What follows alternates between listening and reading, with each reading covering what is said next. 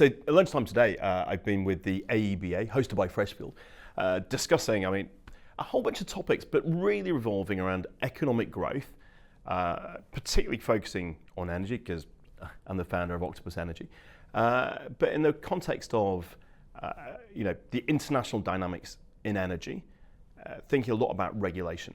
And I think the big picture for me is there's so much to be positive about in the UK.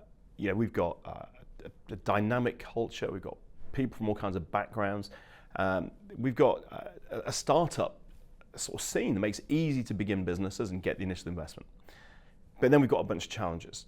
And I think the challenges that are not in the gift of businesses, such as regulation, really need attention to enable us to grow these new companies into things that are going to change society and drive growth.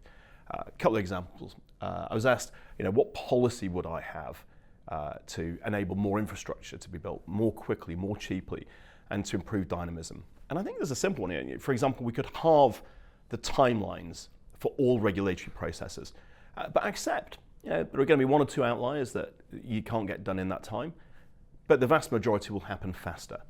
And once we've halved those SLAs, let's halve them again. And the reason I say this is we need very simple to implement policies that will tackle the big issues. I think that would really help drive growth. There were other questions about things like, clean energy. Can we afford clean energy? And you end up with this kind of choice at the moment between going back to the world of fossil fuels or carrying on with clean energy.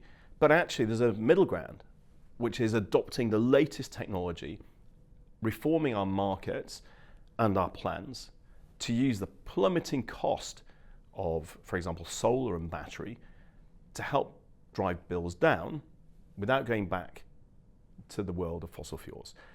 And on a global scale, I think we're going to see these accelerating technologies behind electrification, creating an increasing gap versus the world that is not changing fast enough.